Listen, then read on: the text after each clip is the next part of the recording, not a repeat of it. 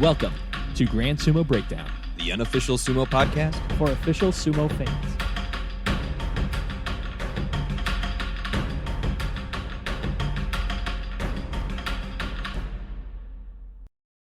Welcome to Grand Sumo Breakdown. This is Ryan.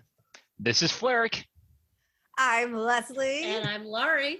And this is the Grand Sumo Breakdown Nagoya preview episode. Mac and Jake, I gotta say, you guys do not sound like yourselves today.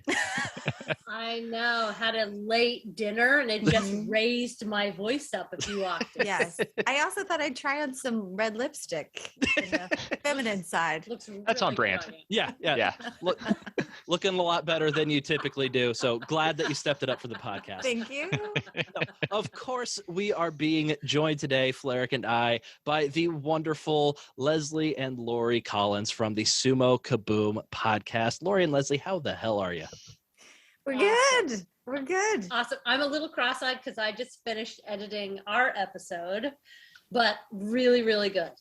Awesome. That's fantastic. So we're kind of doing between Sumo Mainichi, Sumo Kaboom, and Grand Sumo Breakdown for the Nagoya basho, doing a little bit of a host swap. So as you can see, obviously we have Leslie and Laurie with us.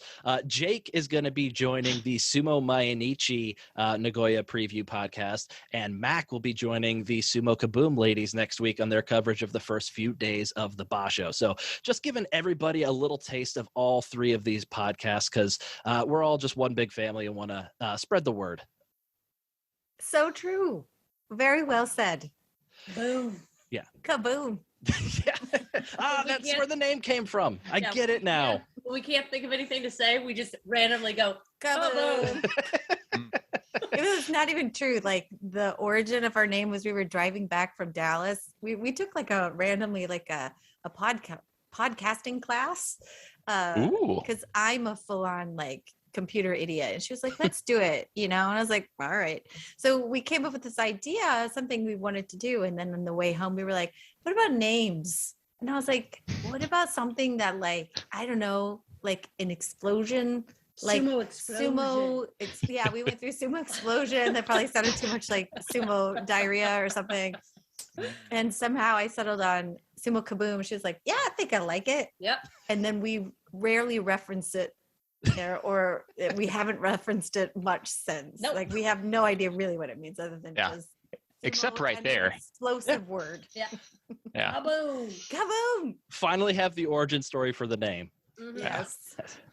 What's our origin story? I think we just said like breakdown. Like it sounds like a podcast name, right? We were having a very tough time trying to figure out a name for the podcast, and I don't remember who said it, but it was just like Grand Sumo Breakdown. I mean, we're just going to be breaking down That's Grand good. Sumo. It could have been four Yeah. guys in Iowa talking about sumo. Yeah, Well, that does an acronym as well as GSB. Yeah.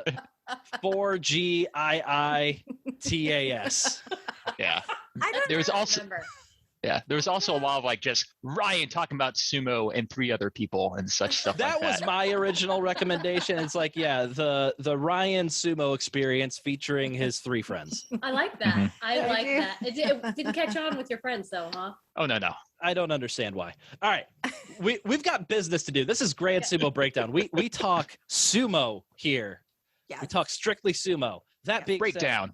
said, Flerick, we have some Patreon compliments that we got to give out here. We had 3 new patrons join our Patreon between the end of the last basho and the beginning of this basho. Flerick, why don't you start us off with the compliments?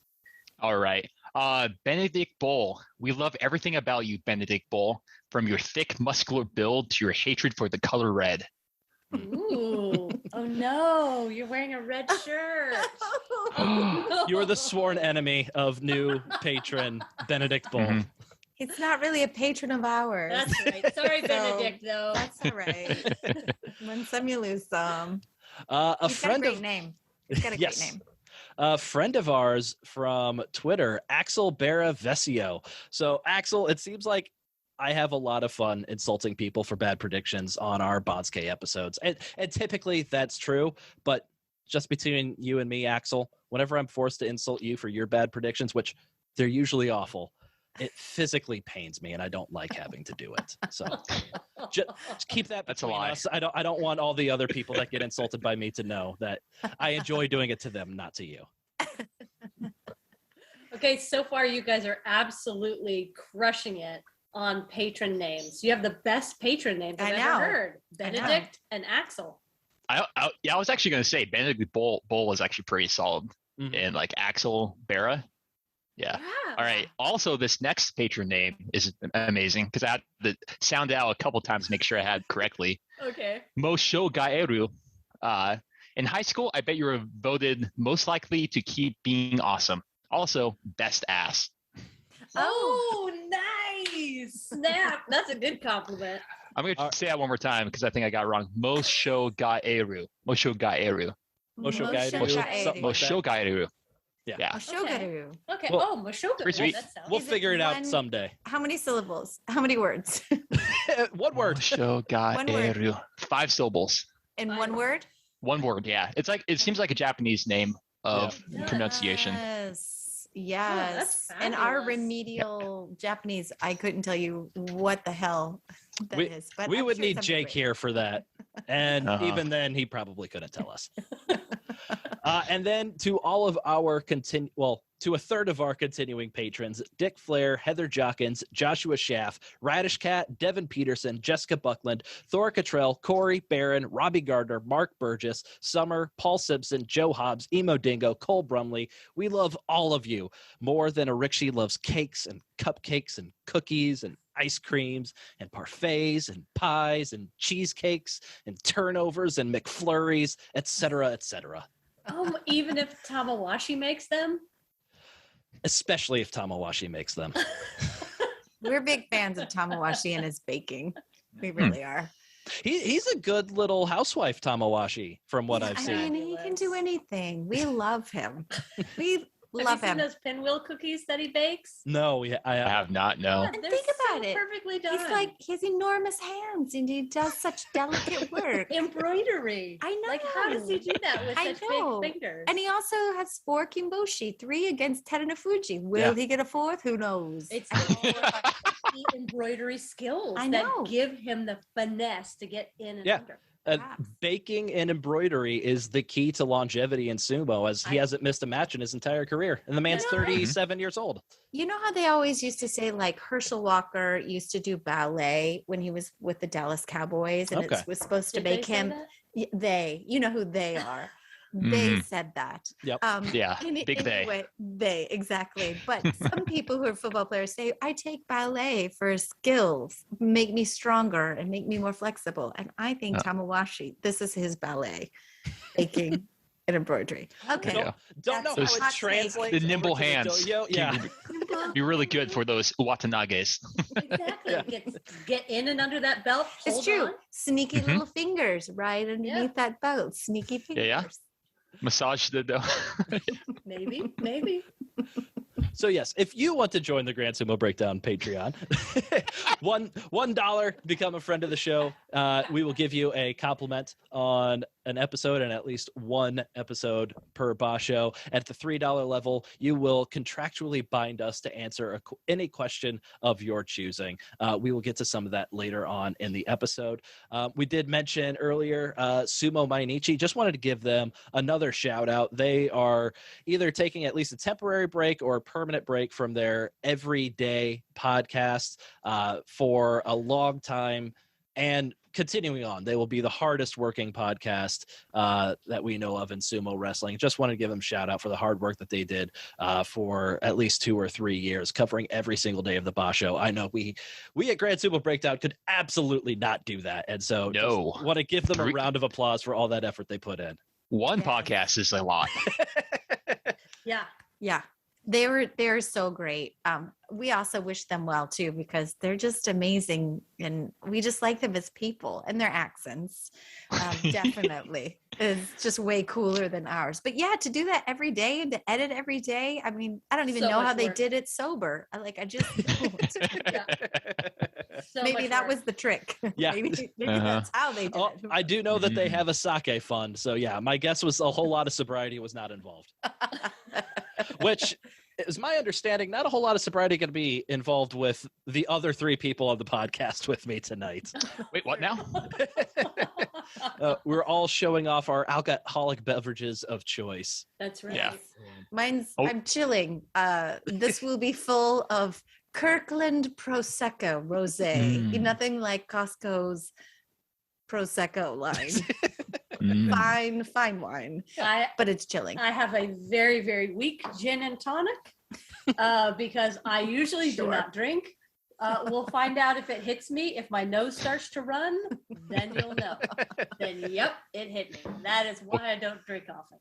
We'll be keeping an eye out for that. Yeah. And I have a pale ale called Sudosu, which is, I jokingly said, is being made by a dinosaur fossil named Sue, who's very entrepreneurial and making business. Yes. And releasing a beer. So let's get started on the breaking down of the sumo, our namesake. Breakdown. Yeah. In grand fashion. So for the Nagoya Basho, we are going to have a sold out arena for the first time since like Kyushu 2019 or probably Hatsu 2020. So in about 2.5 years, we're going to have full stands. The Daigeko is back. The Rikishi are able to travel to other heias and train with other Rikishi. Laurie and Leslie, what is it going to mean to you guys to see full crowds back in the stands? It's just going to be excitement level 10. Okay, no, maybe 9 because they're not really allowed to shout yet. Yeah, I was wondering if they still, like, I'm assuming they still have, like, the mask enforcement. They're probably not going to want them to scream a whole lot, but yeah. You could feel, I feel like in the Natsu Basho, there was some of that energy that felt like it was missing from the crowd, and you get more of them in there. It's just going to be more and more infectious, more contagious, and that just makes for a better product overall when you have that fan involvement, I think. Yeah, that's my hope, because really what is fun is watching an arena full of people like want to scream but hold back, and like then you end up with all this like and that's just almost as much fun as watching the pillows fly, which I hope we get back to at some point. I know. There's nothing like throwing a pillow, but silently. I know. It's just so anticlimactic, you know? Yeah. I don't care. I only care about a sumo princess. And I'm allowed to talk about her because I am a woman. And I know on the boards, people are like, you men are not allowed to talk about her. You're all pervy and you all like her. I have been tracking her on the daily, everything she wears, and she's perfection. Does she go to every tournament or just the ones in Tokyo?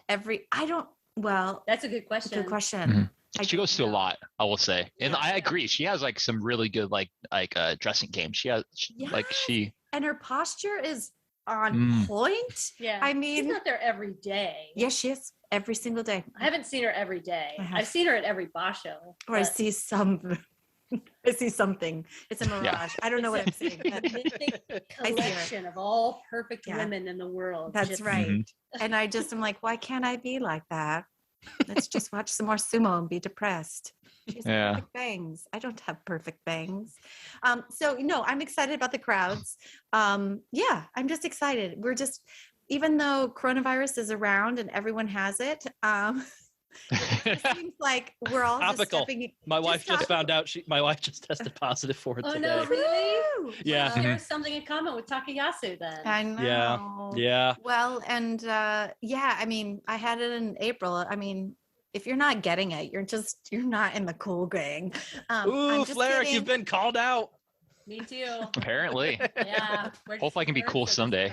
Yeah. Hope so. I was patient 0. So I brought it home to my entire family, except for her. So, but I do like that it seems to be we're stepping into this world where everyone's just like, well, we got to get on with life. And so let's bring back the crowds. No more rules or less rules. It seems like we're returning to something we recognize from. Yeah.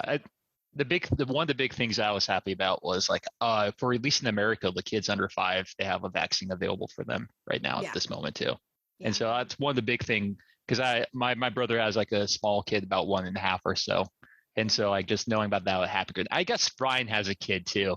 that's under 2 years old. I mean, and knowing that makes me happy. Probably where as my well. wife got the COVID from. So Yeah. Oh no, really? yeah, she was sick over the weekend. She seems to be doing a lot better now, though.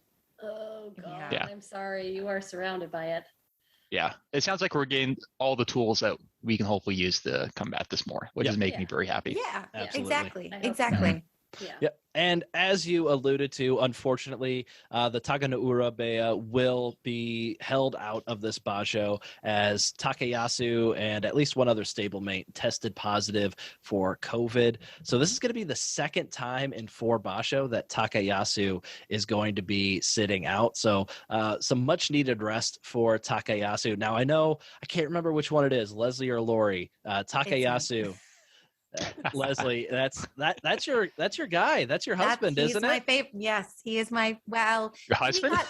Husbando? Yes. When he got married, it got a little awkward and I had to declare a new boyfriend, but it was always Is that how it works? Yeah. I declare you my boyfriend. Yes. That's all it takes. That's all it takes. That's all it takes. And then you could have a wonderful fantasy life in your own head for years and years. We're very close in my mind.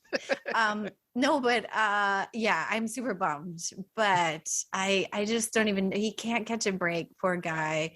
And all I have to say is like, just maybe even more time will make him stronger. But you know, him going around to all the other stables and practicing, I was like, but were you the one that brought it to everyone, or did you catch it when you were out and about, or I hope you were masked up, or I don't know. See, they did the whole PCR test for everybody in the JSA, and it seems like only the Rikishi and the Takanoura Beya were positive for COVID. And I think this was before everybody came out to Nagoya for the basho. So it sounds like despite Takayasu traveling, he didn't spread it to anybody else. So everybody else should be around. Yeah. So a very unfortunate for him. Although last time he was held out due to COVID, he came back and he got 12-3 and was in a playoff for the U show. So maybe another rest for him will result in a similar outcome for him. I hope so. Do you think there's a possibility he would come in mid basho? I don't think so. I think if you're held out for COVID at all, you're just out, because it makes it messy. Like if you stay out for the whole basho due to COVID, you don't lose your rank. Or like with Ichinoja, you'll drop minimally. They're going to try to protect your rank as much as possible. But if you come back in like week 2, when like you can only get like 7 or 6 wins, that makes it messy, and then you can't really protect that guy's rank. So I think if you're out with COVID, you're just out for good, because otherwise it makes it too complicated and messy. Okay. And why not just enjoy the rest? Exactly. Yeah. It's a free basho of rest. You would be silly not to take that opportunity, unless you were somebody in like Wakatakakage's position. Like, I'm in this Ozeki run. I don't want to stop my momentum. Right. Yeah. Right. But you got to do what you got to do. Mm-hmm.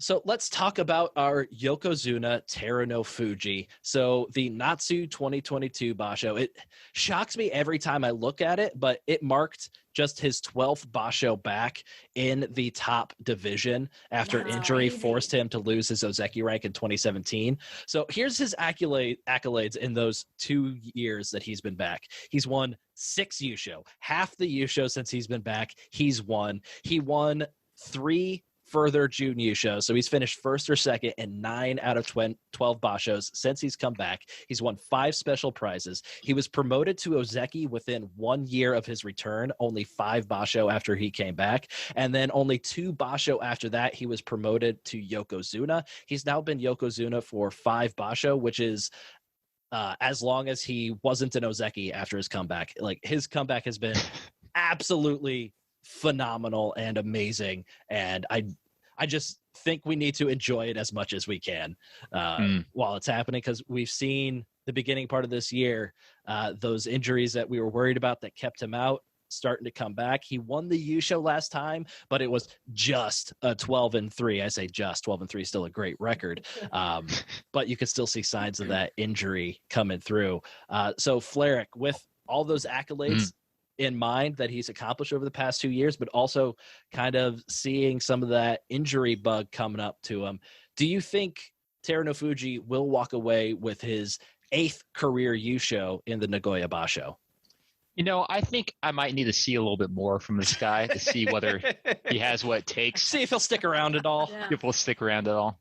No, he's definitely pretty good. I think, and honestly, like he's averaging good. he's pretty good. Yeah. He Yeah, might need to develop a little bit more, but yeah. He might need like a little bit more time in the oven to work on his embroidery and baking skills. Yeah. Exactly. That's where he's lacking.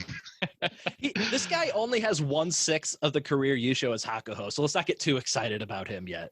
Goodness, 1/6. That's nuts. Yeah. Wow. Yeah, that's insane. And Yeah, definitely. I feel like he's not going to be around for like 6 years. Like I feel like he's going to be, because he's clearly needing knee replacements on both sides. Yeah. So I don't know how much longer he can go. He can barely get up and down off the ground. So, but I do love him. So I want him to stay around forever because he is so strong. Mhm. But yeah, I always just worry that this is the basho that's just not gonna. He's gonna have. He's going to fall down and he's not going to get back up. I do Oh, cringe well- every time he falls off that doyo. I'm like, yeah, Absolutely. Yeah. it's rough. Yeah. But I will say, like Ryan said, these are the good days. These are the good times. Like he's like in great form. He just had a 12-3, right? But that's still like a great Yusho. And these previews are interesting for me because I'm kind of remembering what happened last basho. And I don't think the Ozeki did pretty well last basho, right? Absolutely not. The best No. record was Takakeisho with an 8-7. Mitake Yumi was 6-9, and Shodai was 5-10. Yeah, that hurts. I think there's some upcomer like young bucks or Yeah. maybe I could be looking to contest that, but like I definitely still think he's the favorite overall on the field. Yeah. I think he might do pretty well. Yeah, I don't think Ozekis are gonna cause a lot of problems for him. Mm-hmm. It'll be Tamawashi, who is legitimately like a thorn in his side. Tamawashi's beaten him 3 straight times. He'll be going for 4 in a row this basho. Yeah. He's his I like it. kryptonite. He really is. But I also think the whippersnappers like Kiribayama, Wakatakakage, I think they've had a little bit of experience with him too. I mean, he is so huge. I don't think that he's an easy foe for them, but I do think that they're getting better and better and better. Even Hoshoryu putting on weight and stuff like that. I think there's a lot of guys that are in the next basho or two really, because they're gunning for Ozeki, they're really going to be coming for him super Yeah. hard. They're aiming for those knees, or well, maybe not. Just like in Karate Kid. Yeah. It's interesting you bring up those young whippersnappers coming up. So guys like Kiribayama, Kotonowaka, Wakatakakage. Kiribayama is 0-7 against Terunofuji. Kotonowaka 0-3 against Terunofuji. Hoshoryu is 0-7 against Terunofuji. And Wakatakakage is 2-9 against Terunofuji. Okay. Stats So do he's not but lie. One of those was a Tiny Fusen win. Right. Oh no. So really he's won. Maybe he's got a good shot. He's 1-9 against Terunofuji, and that one win was back in Juryo. So Wakatakakage has not beaten Terunofuji in an actual match since they've both been in Makuuchi. Actual match. Oh. Yeah, okay, maybe. Well then, yeah, he might do pretty good then. He might do okay. I look at that. I think that makes it more exciting when one of those guys, or maybe multiple of those guys, actually takes him down, because I think that'll really show they've taken that next step. They're really ready to jump up to that next level. We've seen it with Wakatakakage. He won that Yusho. He's pushing for Ozeki. I think it would be amazing if Hoshoryu, Kiribayama were able to knock him off and really see if that accelerates their career once they get that confidence. Because, yeah, they can beat all the Ozeki in the world. I could beat 2 of the Ozeki in a given basho, I'm pretty sure. So that nobody cares about that. We should set this up. If you could, to see that. yeah, if you can, if you can get your ex-boyfriend Takayasu to get your connections on this, we should set up a show match. I'm texting him right now as we speak. Okay. Hello, honey. Yeah, hopefully Hanging out with your wife and baby. Mhm. Well, New phone. Who dis? So let's talk more about those disappointing Ozeki a little bit. We've got Kadoban twins, Mitake and Shodai. So it turns out a lot of people thought it might have been the case, but Mitake was injured in the previous basho. By my boyfriend. I believe my boyfriend did it to him in like day 1 or something. Yeah, it was. Also be making it up. It was day 1. So with that knowledge, we can figure out who your Takayasu. So your old boyfriend, not your new boyfriend. Well, right, Ooh, not Kitty yes. Yeah. Okay, so Kiribayama is the new boyfriend. Gotcha. Yeah. All right. So yeah, he injured his shoulder on day 1 of the Natsubasho against Leslie's ex Takayasu. He says that there's a very good chance he's going to have to wrestle this basho without really any practice at all. So it doesn't sound like it's healing all that great. And then we also have Shodai, who just finished 5-10. He didn't say like, oh yeah, I was hurt or anything. It was just he just finished 5-10. Shodai doing Shodai things. Yeah. Yeah. So should I do or should I don't? Yeah. Should I don't? Yep. As he typically chooses, he should don't. No. But he had an interview I saw where just before the basho saying, "Yep, I'm gonna fight hard to keep my rank." He's been training in Nagoya out in the heat to try to kind of get acclimated to the heat out there, since there's typically not a whole lot of AC in the Nagoya arena. So he's doing the conditioning training. He's saying the right things, but we'll see if that actually shows up on the dohyo. It hasn't been showing up a whole lot as of late. No. My theory on Shodai is that he loves a Hollywood ending. He does. So he loves to get backed up against the wall and then just bring it home like it was destined for him. So I think he's going to do great this time. That's my prediction. It's probably 100% wrong, but that's okay. I'm going to live in this dreamland of Shodai doing super well this time. I don't think he's going to do well, but You're wrong, and here's why. I think he's going to. He did this before. He dances with Kadoban and then he ekes himself out of it every other basho. Mm-hmm. I think somewhere deep inside him, he's like, can I really lose my rank after this kind of record with being an Ozeki?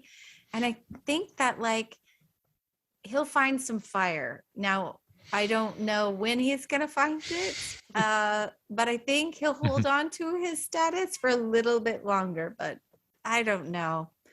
If I had his phone number, I'd call him and just be like, I believe in you. I need you to believe in yourself. Okay. Mm-hmm. The only way we're going to get through this is if you believe in yourself and you are only wrestling with yourself. Yeah. This is a little strange because normally we have nothing but Shodai like shade like against him on this podcast. Oh, really? So all this positivity is a little bit weird. I'm not sure how to react.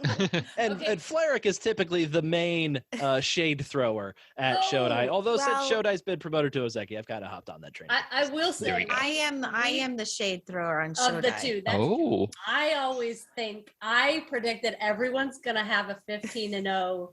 Like everyone. Maybe not. Yeah. Has anybody explained to you that is mathematically impossible? Yes, but that's okay. In my brain, it won't stop her. She's very Pollyanna. They'll all join hands and dance around the dohyo and celebrate their shared Yusho win. We just need some inspirational quotes to start the day. You know? Yeah. A little me time, a little candle, a little spa music, get himself mentally in a good headspace. No, I'm not anti-Shodai. I love me a Shodai. We love him. We do. I wish he bent his knees a little bit more, yes. But I think he does incredible things at the edge. And I love me a guy that does incredible things at the edge, right before they go out. I mean, he's a master of that. He absorbs a tachi, and that's like always what does him in. He doesn't have a second charge. He's just like always on the defense. And so that's my thing. It's like when you do see him aggressive, he's great. Yes. But I don't know why he keeps trying to go about it this way where he's just like, oh, I'm going to get like pummeled and then I'm going to get myself to the edge and then hope for some magic. as I dance on the Tawara. Although Terunofuji does it. I know. I mean, it's a technique, but it just hasn't turned him in. You know, he hasn't turned in the wins that he needs with that technique. I've always thought that there's certain sumo wrestlers that can kind of get in their own heads about things, and I think Shodai's probably the most guilty of just kind of getting in his own head about the circumstances of what's going on, maybe the moment getting too big for him. He had that one run a couple of years ago where he won the Yusho. He got the Ozeki promotion. I don't know what he was doing then, but things have obviously changed since then. Yeah, that's why I just want to reach out and I just want to hug him, or I don't know, tell him it's all going to be okay. Do that after you set up me 1v1 Shodai IRL. And then after I beat him, then give him the confidence boost that'll help him maintain his Ozeki rank. No, yeah, I was going to say, I feel like this is how he's going to get his, like, up by beating you soundly and just utterly crushing you at all aspects of sumo. And then he's going to go, oh, yeah, I am pretty good at this. And then he's just going to go 15-0. That's what he needs. He needs to have a kid that he can play sumo with and just dominate him. It's like, yeah, I am good at this. Yeah. He needs a little confidence builder. He needs a friend who could serve as a confidence builder. That's what you could do for him. Yeah. He's also bad at sumo. Hey, that could be you, Ryan. You've never seen me sumo wrestling. You don't know if I've been training secretly. That is true. You could be dynamite. Don't know until I try. That's why I'll never try. So it's always a mystery, and we can never know. No, my thing is, Shodai got there for a good reason. He earned his spot. Maybe he's a little shaky there right now. He's been shaking for a while. But he earned it legitimately. Nobody gave that spot to him. Nope. Cannot deny that. That's very true. Necessary. He just got to pull it together, put it back together. Please remember how to use them in the moment. Go back to whatever breakfast he was having before. Whatever training schedule he was on was working. All right, so yeah, we will see if Shodai can remember his old morning routine and get back in the way of things. But we also have Takakeisho, who has not really been the same Takakeisho that we've seen over the past couple of years recently. He's been injured. I mean, he goes through this cycle where he competes in 2 basho, pulls out of a third, competes in 2 basho, pulls out of the third. He's done this literally 4 straight times. I didn't realize that. Yeah. And so right now he's completed 2 straight basho. We're now in the part of the cycle where he pulls out injured. So we'll see if that trend holds true. Oh my God, I hope it does. Oh my God. Wow, you're a horrible person wishing injury upon somebody. I thought you were the nice one. I am the nice one. I just want him to pull out and take a rest and like let that neck heal, because then I'm going to contact you on Twitter and be like, oh my God, you're so right. We are both very worried about his neck. Like, I personally want him to quit sumo because I'm very worried about his neck. I don't know what he would do if there wasn't sumo in his life. He's so sumo dedicated. I know, but I think that's an injury that scares me. It really does scare me to watch him. So I just want him to be healthy. It's not worth it in the end. It's just not worth it. Your health, to the end. But I don't think he would agree with me. But yeah, I love Takakeisho, but yeah, he seems like, especially since that neck injury, I mean, his biggest weapon is his headbutt in the tachiai. So when he can't headbutt, you do kind of take away, I mean, he's about as wide as he is tall. Like, he has so much momentum that goes into that tachiai, that blast. And if he's soft in any way, like, that's his biggest weapon. And that's where his injury resides. So I don't know. I think he's another one that's mentally might have a bit of a problem. I would if I had that injury where I just blanked out on the doyo and just was like, where was I? Oof. I would think that training through a neck injury would be really tough. Yeah. So Flair actually shared a quote from Takakeisho in our group chat a few weeks ago, kind of talking about hitting with his neck and leading with his neck. So he said, the day I get scared of hitting with my head at the tachiai is the day I retire. I have 2 knees and 2 elbows, but only 1 neck. As much as you are careful, injuries happen, but I'll be gambarizing while being extra careful. I think there's a lot of contradictions in that statement. What? And a lot of bad logic. I have 2 knees and 2 elbows, but only 1 neck. So I'm going to sacrifice that 1 neck every single chance that I get. Yeah, it makes no sense. I saw that same quote and I was like, that is like talking out of two sides of your statement. Yeah, it sounds like something he knows he's supposed to say. Yeah. But the reality is he's a human being underneath all of it. And it's a serious injury. So he experienced it. So you can't forget that. So there's probably some truth too that he's got to get on with it. And if he does want to compete, he's gonna have to embrace that in some ways. But yeah, I don't feel like that's 100% his mentality. Yeah, I get a lot of like just like he really likes to win kind of things. And so like things like his health, like things like kind of smart long-term plans, he cares more about getting that notoriety, having those wins on the dohyo, and hopefully maybe get the Yokozuna or something. Yeah. And so like that quote kind of goes right towards that. So I, as a human being, I kind of agree. Like there's things more important than sport and stuff like that, but he obviously does not agree. So, so Laurie, we're going to put on your prognostication cap here. So we kind of expect, if Takakeisho's healthy, we kind of expect 10 wins out of him, but we've only seen 8 wins the past 2 bashos from him when he's competed the whole basho. Are you confident? Like, I would say typically if he was healthy, not coming off injury, I'd be confident in 10 wins for Takakeisho. I don't know that I would say that this basho, and that's the first time that's happened in a while. Are you kind of the same way? Would you think, yeah, Takakeisho, 10 wins easy? Oh, 15-0. That's what he'll be. That would be amazing. No, I expect him to just barely get a Kachikoshi. Okay. If I were in his shoes, Kachikoshi and dip. Yep. Kachikoshi and head out for rest. That's totally what I would do. So that's what I expect from him. Even though my Pollyanna side wants 15-0. All right, let's talk about a few guys that are kind of knocking on that Ozeki door, want to strengthen our Ozeki core. The first one, obviously, is Wakatakakage. He has 21 wins over the past 2 basho as a Sekiwake. You could probably safely expect an Ozeki promotion for him with another 12-win basho. Leslie, is Wakatakakage going to win 12 matches this basho and be promoted to Ozeki? We were just discussing this on our podcast. We were. We're of different minds. Ooh. I think 11.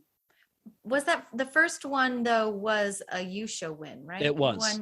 Right. So we have a Yusho win in the mix. They could give it to him at 32. I think with the current state of our Ozeki, although I want to say that doesn't influence them. I have to imagine it does. Yeah, they're like, please get somebody up there who's not injured, who seems like he's like in good fighting shape. I think he could.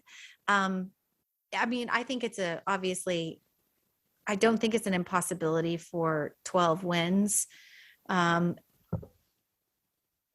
But yeah, I feel like it can happen. I think it might happen. That's I my agree. bold prediction. Ooh.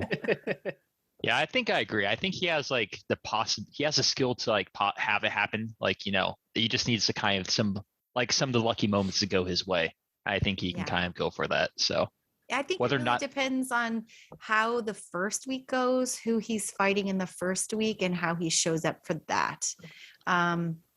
So have you guys pegged Wakatakakage's habit of doing middling to not so great in week 1 and then just absolutely dominating week 2?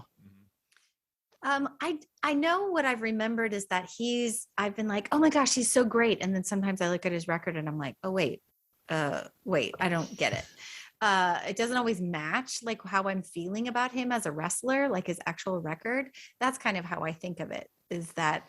But these losses are big losses against other people higher than him, or Yokozuna losses. You know what I mean? So I don't know if I answered that question. No, it's all right. What I have noticed. Oh, go ahead. Okay, I just want to get quick, and so I think a lot of the reason why it doesn't exactly match your record is some of these matches are really close. Like he has, like he has a loss, but it's like really close by the edge, and just kind of slightly didn't go his way. Yeah, like I think he's not had matches where it's like Shodai, or where we're like, well, did he show up to that? Like he's giving his all in every single one of these matches. I feel. Yeah. They just don't. You're right. They just don't always go his way. Mm-hmm. Yeah.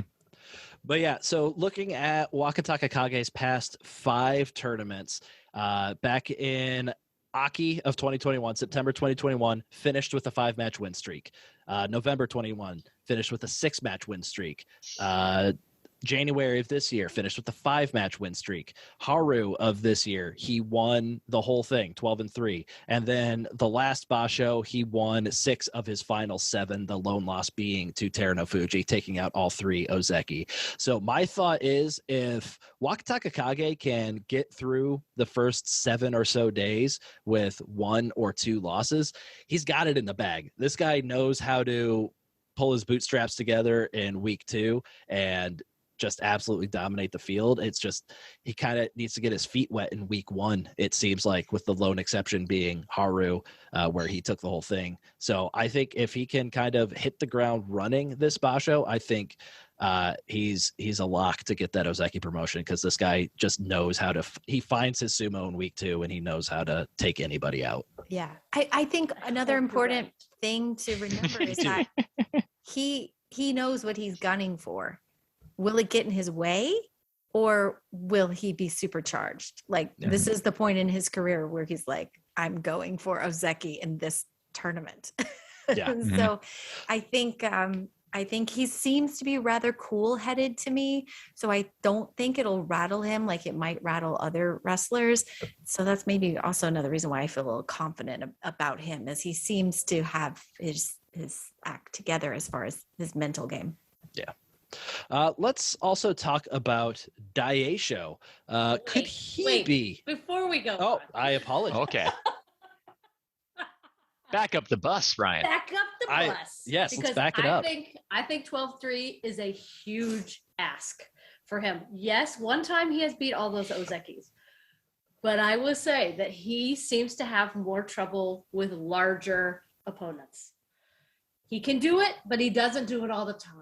Yeah. And that's my big question, is if he can beat all those larger guys, especially if they're injured, if he can do it this time, then I would feel more comfortable slotting him into the Ozeki. But 12-3 is a lot to ask. I know, but he seems like he's, with all this track time with each one of those guys, even if they're bigger opponents, he seems like he's technically approaching each guy differently now. I feel like he knows each wrestler he's fighting better, and I feel like he's absorbed it and gotten smarter about it. So I still believe. There we go. I wonder. I feel like he's one of those guys where the JSA would hold back at 32 and not give it to him unless it's like you just can't argue your way out of it. Go ahead. I would say I would agree with that, especially if Mitake Yumi and Shodai both clear Kataban, and we know they're going to be wrestling as Ozeki the next basho. If one or both of them are going to be dropping down to Sekiwake, we know that going into the final day, because they typically kind of tip their hand after day 15, like, yeah, we're going to recommend this guy for Ozeki promotion. So if Mitake Yumi and Shodai are both heading down to Sekiwake because they can't clear Kataban, I think a 32 could get Wakatakakage there and make sure that they're going to have at least 2 Ozeki moving forward. So I think as it shouldn't affect his ranking, but I do think he's got to kind of hope for Mitake Yumi and Shodai to have poor performances. I think that'll help his Ozeki chances. Well, and here's another consideration. I wonder what the stats are on a smaller guy becoming Ozeki, because he's not one of our larger men. Well, Takakeisho's tiny. He's just one. Well, yeah, it depends on how you want to define tiny, because height and arms, yes. Midsection, absolutely not. Right. He looks different than the usual Ozeki. So I just wonder physically if people would have doubts about him in that role. That's another I say I'm the Pollyanna one, but for some reason with him, I'm like, I'm just not sure he's a shoo-in.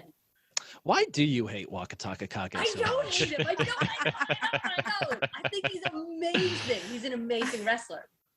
But he does physically look I do hate him a little bit. I only hate him on Mondays and Fridays. No. I just like there's some guys where I'm like, oh yeah, he's ready to be an You Ozeki. like big guys. Absolutely. You like big wrestlers more. Big guys. Right. I think it's just not a big. It's all coming out now. It's a personal preference. He needs to look like Harrison Ford and be big and beefy and like undeniable. And so you like the Tokushoryus, the Akiseyamas. Yeah. Okay, I see. I got it. Wouldn't Akiseyama as an Ozeki just be the best damn thing ever? Oh, 100%. It would Like, make me so happy. When I saw him like briefly in Juryo, like I'd see one match every once in a while. I'm like, oh God, look at this guy. It's like, oh, that's no fun. Then we came into Makauchi. There's just something about him. I just fell in love with the guy. Yeah. He's just so endearing. I want nothing but the best for Akiseyama. I know. Me too. Us too. Me too. We love him. And I would say Wakamoto Haru there's some fire that he has that absolutely belongs at the highest levels. Where that is, Sekiwaki, Ozeki. Wait, you Wakatakakage or Wakamoto Yes. Haru? Sorry, what did I say? Wakamoto Haru. Sorry, Yeah. Wakatakakage. Sorry, I was thinking about hot men. But he's And their the brother. brothers. I know. He's the brother Wakatakakage. They have the same Sorry. genetic. Wakatakakage. I've lost. He my only train of has thought. like Never two. mind. He only has like an inch on his brother. Anyway, Never mind. And do you know about the third brother, Wakatakamoto? Yes. Haven't Alright. seen him though much. He's down in Makushita. Yeah. and he's like the oldest, right? I believe so, yeah. Yeah. I think their age is the opposite of their current ranks. Yep. So let's move on to Daisho. Could he be on an Ozeki run himself? He had an 8-7 from Maegashira 1 and then an 11-4 record from Komosubi. Realistically, on an Ozeki run, no. But he does have 19 wins over the past two basho. And if he gets 13 to 14 wins, it would get him up to 32-33. If he takes a Yusho, it would kind of be the same win totals as Shodai had when he was promoted. An 8, 11, and a 13 got Shodai promoted. We could see the same thing with Daisho. So, Fleric, do you think Daisho will do enough this basho for him to continue his Ozeki run? Not necessarily get Ozeki this basho, but we'll see. Will we see 10 or more wins from Daisho this basho? 10 or more wins. Okay, that's a kind of a different question. That's very interesting. I definitely don't think there's a lot of I think there's a lot of people gunning for those Ozeki spots right now. I think there's just a lot of talent up at the top of the Bansuke, except maybe the Ozeki, whether or not they bounce back. If they bounce they're a question mark, but when they're good, they're really good and they're big. They're big, beefy boys. Just won his third Yusho a couple basho ago, so Right. Exactly, yeah. So you can't exactly count them out. They're definitely top quality. So it's whether or not it's this one. I have a 9-6 feeling about this. I guess I will say. I think he's going to stay. He's going to prove that I am worthy of this joy, Sanyaku space. But whether or not, I don't see him as the one pushing forward to the Ozeki spot. Mostly because I feel like he's relatively one-dimensional, with just a really good, powerful Tachi-ai. And I think some people are pretty good at exploiting that at times. Yeah, I'm not feeling it. Fair enough. So one of our patrons, Rod Lunsford, he asked us, how many Ozeki will there be next basho? I want to get all of us on the record and say how many Ozeki we think there will be. So we'll start with Laurie. How many Ozeki will we have when we're talking sumo in September? My Pollyanna self says 4. All right. We'll keep all of our current ones and we'll add Wakatakakage, despite all the Wakatakakage slander we just got from you. Now who's talking out of both sides of their mouth? I know. Well, if everyone goes 15-0, of course we're going to get fourth. Obviously. Exactly. What about you, Leslie? How many Ozeki will we have come Aki? Oh, I always put out positive energy. So I'll write you down for 4. I want the best for them. Yes, I'm gonna say, but Shodai does this. He's been here before. This will be his fourth time Kadoban. Yeah, he somehow seems to thrive in some way. Not great, but he seems to kind of eke He by. does enough. He does enough. And Mitakayumi, he can fight injured and do okay. And I think Takakeisho as well. So I feel though that Wakatakakage is the one that, he has a lot to do, but I feel like if it's not this basho, it's like it's soon. He's in that sweet spot right now. So if it's likely to happen, I would not be surprised if it's this time around. 4. All right. I'll take a more pessimistic route. I'm gonna say 2. I don't think both Mitakayumi and Shodai are going to recover from Kadoban. The 5 and 10 from Shodai really has me concerned last basho, because previously when he gone Kadoban, it was just like 7, 8, 6, and 9. But to go 5 and 10 really shows me like a downturn in his sumo. So I'm not 100% convinced he'll be able to come back from that. I think the more likely and heartbreaking option is that Mitakayumi's injury is too much for him to overcome and he drops down. But I don't think both of them will. I think one of them will drop down, and then I think Wakatakakage gets another like 9 or 10 wins this time and doesn't quite do enough to make it through. So I think maybe he's like a Goedo. Oh, that's a curse word on this podcast. That's a curse word. No. That's a great word. It's only to Ryan, who doesn't like the Goedo being spoken of. From day one, I have been a loudmouth Goedo hater. And Really? despite the fact that he's been retired for over a year, we still don't go a podcast without bringing him up in some way or another to throw his name under the bus again. Sorry to bring up a bad memory. No, we have no idea. No, this is good. It's fine. Perfect, Laurie. You'll never be on the Come listen podcast to again. Sumo It's okay. Kaboom. We don't have as much Goedo hate over at Sumo Kaboom. We're fine with We'll like write him Makikoshi, poetry. Makikoshi, Mm-hmm. It's fine. It's natural. Yeah. The issue is like we put like prediction series on this, so like when people do underperform, like it means like it means we have to do stuff. Yeah. It does hurt. Yeah, All right. that's where the Shodai came from, right there. All right, Flair, All right. how many Ozeki? All right, I'm going to go right in the middle with 3.3333333. Nice.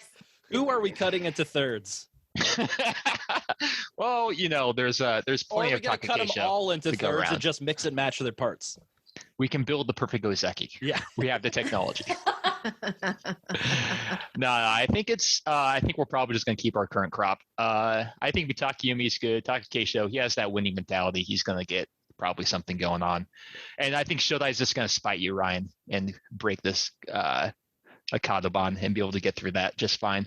Yeah. And Wakatakakage, he's going to do good, but just not good enough. They're going to want something more. Yeah. Flair's answer is the most boring answer, and therefore that is what will happen. Probably. Yep. They got the Sumo Kaboom. Boom.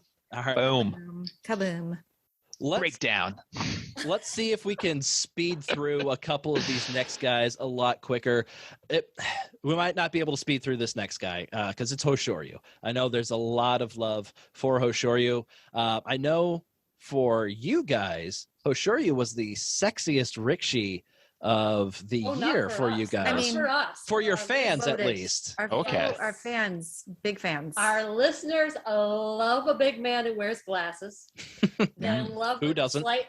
Slightly grumpy looking gentleman who's on his way up. I didn't That's quite what they get love. it, but I'm like, this is what the Oh, I people see want. it. This is I what absolutely people see want. it. Oh, yeah. want. Yeah. He's got If I- it going on. It might have been me stuffing the ballot box for him. Aha! But no, there is some Hoshoryu news. He injured his ankle during Daigeko. During a recent public practice out in Nagoya, he did not fully participate. He didn't participate in any matches. He only did the sumo basics and offered butsukari to other Rikishi. His foot was completely taped up, but he did say, "It's fine. I aim to keep my sanyaku position." So, Leslie, do you think, with this injury in mind, do you think Hoshoryu will be able to break through to the Sekiwake rank this next basho? No. Fair enough. Wow.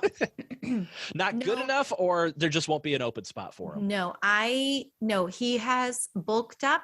He has also gotten better, but he's not quite there yet. I think he's got to be tossed around in this position for a little while longer before he's got the consistency to move up the ranks. That's my fast hot take.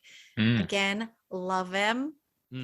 But also with the gradual, I know his uncle was like, put on weight slowly, do this slowly, and you'll be safer and you'll be better. But with each basho, he has put on a lot of weight, and you have to learn how to fight like as a whole new wrestler with a lot more weight on you. And I don't know how much he's going to weigh this time around. Maybe it won't be that much, but still with that injury you mentioned, I think that there's just a little bit of, he needs to settle for a little while longer to be more consistent. Like Wakatakakage seems like he's consistently getting better. I feel like Hoshoryu, especially this last basho, kind of waffled in a number of moments. So that's my hot take. Yeah. To your point about fighting differently with the added weight, I do think we have seen a little bit change in his style since he's kind of been at Komosubi. Correct me if I'm wrong. I'm not seeing nearly as many like trip attempts from Hoshoryu or some of those crazier techniques that we saw him bust out when he first came on in the Makuuchi division. I feel like he is kind of doing the more basic Yorikiri, Oshidashi, get a hold of your belt and throw the guy. There's not as much of the leg trippy stuff that we saw when he first started, which is unfortunate because I really enjoyed seeing all that. Probably can't see your feet though. Yeah. Well, I mean, those Mongolians have that in their back pocket or the back of their mawashi. Like that's something, except for Ichinojo, who doesn't usually do it all that much. But the rest of them, they know that that's something they can easily pull out at any moment. So it is maybe a smart thing. He seems to be developing a wider array of techniques with a body that's heavier and moves differently. But yeah, maybe that says more about where he's headed or where he's mentally headed. He's like, I can't be a Yokozuna with only leg trips, Ashitoris and stuff. Here's my question.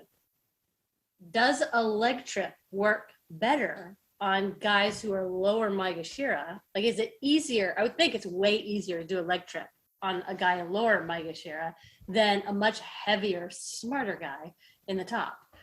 Like, I would think that would not be your number one go-to, but I don't know. I mean, I'm no sumo wrestler. I don't know. It definitely seems like a veteran move, It's like when you get that upstart rookie kind of come up to the dojo and then you just kind of pull out a leg trip or kind of put him in his place. Yeah. Yeah. But somebody who's been there for a while would either be really hard to move. Right. And he'd be more grounded. Like Hakuho was incredible with being so grounded. He was like, oh, are you kidding me? I've seen this a million times because I used to do it a million times. But they have the skills, and Terunofuji does too, to lower themselves and be like, you can't, it doesn't walk as easily on me. I don't even need 2 legs. I just need one. That's right. Just one knee. Just one knee. 1, 2 half knees. Yeah. So sorry. No, you're fine. So let's move on and talk about our Maegashira. Typically, like Maegashira 1 through 4, we're looking at that. We call it like the zone of death. These are the guys that are going to have to fight through all of the Sanyaku Rikishi, and they're going to eat all those losses and fall down the Bansuke. But we have not been seeing that with the current crop of Maegashira. We've got Kiribayama, Takanosho, Kotonowaka, Ichinojo, Tamawashi. All of these guys have been in like the top 3 Maegashira ranks for all of 2022, except Kotonowaka. And all Kotonowaka has done this year is win the most matches so far this year. So these guys are not likely to he's got 2 11-4s and then a 9 win, I think is what Kotonowaka's got. So yeah, he has the most wins so far this year. So sorry. No, that's fine. Maggie, was snoring loudly at my feet, so I just picked her up so she could snore loudly in the microphone. No, that's all right. I had my cat Renly was on my lap up until about 10 minutes ago, and then I've got my other cat Teddy is just sleeping on the baby changing table behind me. So, and animals are no stranger to this podcast. Perfect. She's a sumo fan. Perfect. So we have these 5 Rikishi. None of them really seem like they're doomed for like a 10-plus loss basho. In fact, it seems more likely somebody's going to burst their way into the Sanyaku ranks. So out of those 5 guys, who do we think is most likely to burst their way into the Sanyaku ranks? I'll get started, and I'll just take the easy one. I'm going to say Kiribayama. He is the top-ranked Maegashira. He's Maegashira 1 East. At least 8 wins, even if nobody fell out of the Sanyaku ranks, even if they all had winning records, 8 wins could force them to open up a new Komusubi rank for him to give him somewhere to move up. 9 wins would definitely get Kiribayama into the Sanyaku ranks no matter what. And he's gotten 2 straight 10-plus win tournaments from Maegashira 4 and Maegashira 2. I think Kiribayama is going to be back in Sanyaku in no time. But who do you guys think is most likely to burst their way in there? What do you think, Laurie? I'm going to go for Kotonowaka. I like that choice. There you go. I'm a most wins in the year fan. That's right. I did not know that stat, most wins of the year. I was concerned about his knee earlier this year, but he seems to be moving very well on it. He's so young. He probably just immediately heals. Yeah. He's got the size. I'm a big fan of size. He's showing more and more different kimarite, which shows me that he's studying and he's trying new things with his opponents. And he is, I don't know, just more and more seeming just difficult to beat. There's just no other way to say it. I just keep getting more and more impressed with him. And he's one of those I don't want to be impressed with. Like, he's not flashy. I like me a flashy guy, but he's not flashy. He's a bigger guy. Yeah. You like those bigger guys. I do. But he's another one of those bigger guys with kind of a weird physique. Yeah, he looks like he's 12. He does. He's not a sexy big guy. He's a weird big guy. No, it feels weird to say he's sexy because he looks. Yeah. Does look like he 12. does look like he's 12. I mean, look at his photo. I just think Kiribayama and Takanosho, they've been up here in these positions before and have had a lot of trouble. And I think Kotonowaka, he's new up here. I'm really excited to see how he's going to do against the very top ranked guys. It might be bad. I don't know. But I'm just going to, I believe in him more than I believe in Ichinojo and Ura. I love me in Ura, but he really has some difficulty with these higher ranked guys. Yeah, quick note about Ura while we bring him up. I saw an interview. So he had to pull out due to an ankle injury at the end of the last basho. Doesn't sound like he's completely over that. I believe from the Google translated article I read, it sounds like he's planning on taking part in the basho. But when he talked about his ankle, the article referred to it as a bochi, which I believe just means it's not that good, it's not that bad. And it's just okay. So we'll kind of see with Ura if he participates, and then if he does, how well he does. Yeah. All right. What about you, I'll go quick because I'll just stick with my boring answer, which I did with the Ozeki. Ichinojo, because he's big. He always seems to have like that hot basho and just be able to get off all these wins and just kind of work his way up to the Sanyaku. And coming off a basho of rest could very easily help him. Yeah, that's true. Like, Snorlax, like he sloops a lot. And then, if they get the Poke Flute, he's a beast. He's very tough to beat. That's right. Yeah. All right. What about you, Leslie? Breakdown. I think, and it could be somebody we've already picked. You're not forced to choose somebody you don't believe in. Could be Takayasu. Takayasu, of course. Yeah. It's going to be difficult breaking in from the sidelines. You can do it. Where there's a will, there is a way. Leslie, you need to get over him. He's moved on. He's married. He has a child. He has another on the way. I know. Well, what does Kiribayama think about this? What if Kiribayama listens to this podcast? I know. I have to let him go so that I can fully love Kiribayama. And I have to say on that point, I think Kiribayama has the momentum in my heart as well as in the dojo. No, I think, I like Kiribayama. I think he's consistently gotten better. And I think partly because he's with isn't Kakaru Yep. coaching him? So Michinoku Beya. Yep. Yeah, I feel like there's something going on there that they're speaking. Well, clearly they're both speaking Mongolian, but they're or speaking tongues, whatever. Whatever they do, it's working. No, but I do think that there's been a maturity. They're sharing baking recipes. Perhaps, you never know. No, I think there's been a maturity in how he's in his wrestling. It seems like, it's not. He's making better choices, and he's gotten a lot stronger. And I don't know, he's just got good vibes. That being said, 15-0. 15-0. No, I don't think you're wrong about Ichinojo. Even though sometimes I'm always like, how is he always up there? I kind of see him as a rank and filer, like a very large rank and filer. But yeah, he does sometimes just come in and dominate, and he will be healthier. But that's my hot take. I think Kiribayama will get the bump up. All right, so let's talk about. Stop moving my microphone. Sorry, my cat is rubbing his face against my microphone. Let's talk about a rickshaw that is going to be making their Makuuchi debut this basho, and that is Nishiki Fuji. Yeah. So he is 25 years old. He has been in sumo since 2016. He is in the Isegahama stable alongside Yokozuna Terunofuji, Midori Fuji, Terutsuyoshi, and Takara Fuji. Yeah. So terrible crew. I know. Like people to just study with every day. Yeah. How did he even get to this position working with those guys? I have no idea. So something that I learned about Nishiki Fuji, he was apparently really close to retiring after he sustained an injury in 2019.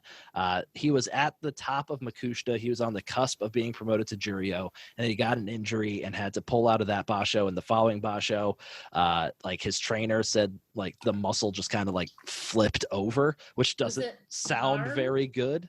I think it was an arm injury. Yeah. Like elbow or bicep or something. That sounds right. He underwent 3 surgeries for the injury, but he had the perfect person to talk to about a injury that drops you down the rankings in Terunofuji. He said that he drew inspiration from Terunofuji. He would receive nutrition and injury management tips from him. And at that time, when Nishiki Fuji was going through this injury, Terunofuji was still in Makushita on his way back up. So they were like sick buddies. Like, injured buddies. My muscle flipped over. Yeah. No, man, mine flipped over. Yeah, he said that him and Terunofuji were always the last 2 at the stable, like getting like treatment and stuff like that for their injuries. That's inspiring, actually. Yeah.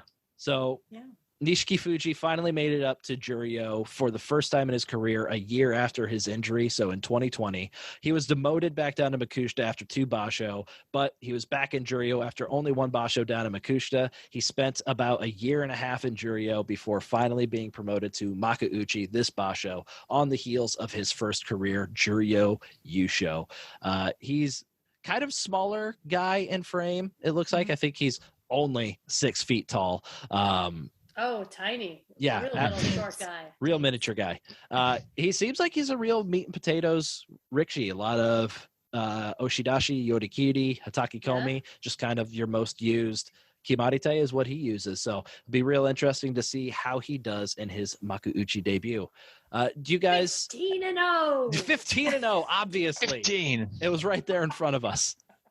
Did you guys pull up anything on Nishiki Fuji? And I know you guys usually like to talk about newcomers. We always do a highlight on the new guy. And then this week we decided we were talking about the World Games. And so we were like, oh man, we're going to like miss talking about Nishiki Fuji. We know absolutely nothing, but we'll probably feature him like next week or something, you know. Sounds good. So you can steal my homework.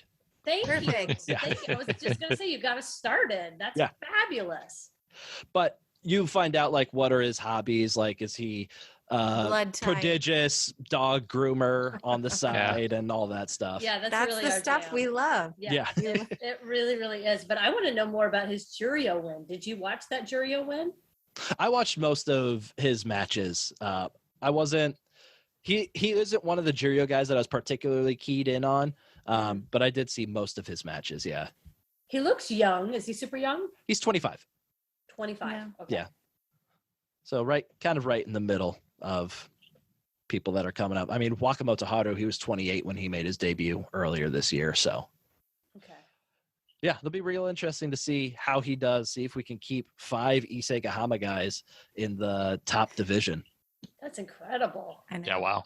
I wonder, I don't know off the top of my head if they have anybody else kind of close to the top division. Atami Fuji, should have known, Juryo 6. So Atami Fuji is the phenom that is only 19 years old, and he won't turn 20 until the next tournament, but he's 19 years old. He's Juryo 6 already. And he's huge, right? Is he the one that's enormous? No, that's you're probably thinking of Hokuseiho. That's like Hokuseiho. really Yeah, tall. that's But Atami Fuji is not a small boy by any means whatsoever. Yeah. So yeah, it seems like Atami Fuji is another guy from Isegahama that's probably going to be making his debut sometime soon. My theory is if you want a bunch of guys that do well, they got to live and train hard together. Like, Absolutely. It's really hard for one guy to get to the top all by himself. Yep. But if you get a crew of guys, it's way easier. Oh, that was Takayasu's whole deal last, like after Kiseno Sato retired. Yeah. He's like, I guess I just practice with you. He lost his all the squad time. mate. Yeah. Yeah. It's tough. So let's kind of just find a few guys throughout the rest of the Bansuke that we want to highlight. So Laurie, is there anybody between the ranks of Maegashira 3 West, because we kind of talked about all the other Maegashira ahead of them, and Maegashira 6 that you want to highlight for this basho?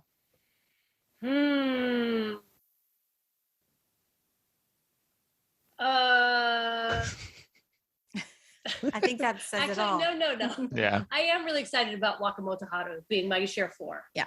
That's his highest rank, and I have been really enjoying watching him climb up slowly of the Banzuke. I'm really liking what I'm seeing from him. I'm just really excited to see how he's going to do there, because he just seems to pick up more and more skills with each and every small rise, and I just get more and more excited about that kid every time. So I'm excited to see if he goes.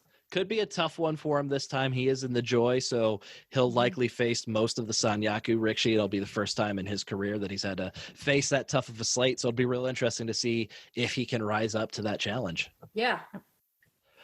And I want him to get 15-0, but I don't think he will. Wow, this is the first guy that you're not guaranteeing 15-0. Even Nishiki Fuji got the 15-0 guarantee. I know, but I am trying to be a little slightly realistic here. Okay. Yeah. 14-1 then. 14-1. That's it. 14-1 and a half. Okay. There's a tie in there or something. All right, Fleric, what about you? Anybody from Maegashira 7 to Maegashira 10 that really just grabs your interest? Right. Excuse me while I look at the Banzuke over here on my second monitor. I'm looking at it right now, and actually kind of from like Maegashira 5 to Maegashira 10, it's just kind of the old standards. Yeah.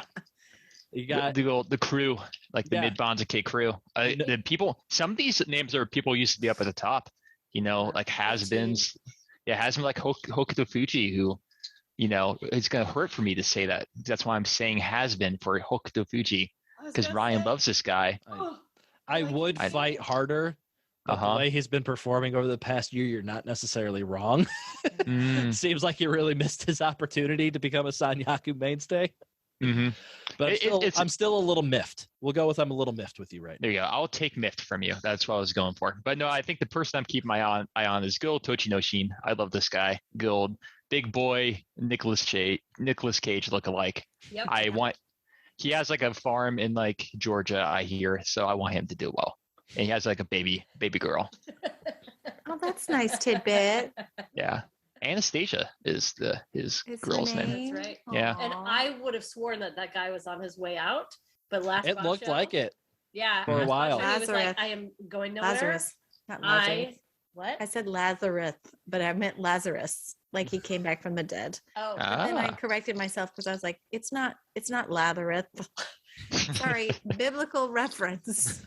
How's And that Kirkwood mispronounced biblical Prosecco treating reference. you right now? You know what? I still haven't had any. sober, Leslie. This is me drinking sweet tea. It's just my normal, average, crazy cookie brain. So we'll jump over to your crazy average cookie brain. Do you have any Rikishi between the ranks of Maegashira 11 and Maegashira 14 that are kind of sticking out to you? 11 and 14. Well, Oh No Show. Well, he said 15. Is ranked Maegashira 15. Yeah, no, let's talk about. But we can talk about Oh No Show. That's fine. No, Let's go. no. Okay. No. I mean, Terunofuji I've always been a big fan of his. I think that he's so strong and I think he's so smart. And then he's just injured or just off his game. And I don't know why. He's just like last basho just looked like just something was just majorly off. And maybe he was injured. I just can't remember. I'm always cheering for him. I feel that the same about Terunofuji. I feel though that Koto Shoho is interesting because he's a youngin, and I feel like he's a big boy. He seems like Koto Nawaka, like on the same path. They came in at the same time, and then for some reason he's just kind of struggled. And I don't know if that's mentally, but I'm hoping that he has finally spent enough. Some of these guys shoot right up and it's fine, but some of these guys, it takes them a little like longer than normal to get acclimated to where they are. And that's how I feel about Koto Shoho. So maybe he'll show up this basho. A couple of years ago, he made it up to Maegashira 3. Yeah. And then in that basho, he lost his first 11 matches and went 2-13 overall. Oh. And it really just seemed like that kind of broke him because he rocketed up to Maegashira 3 at just 4 basho.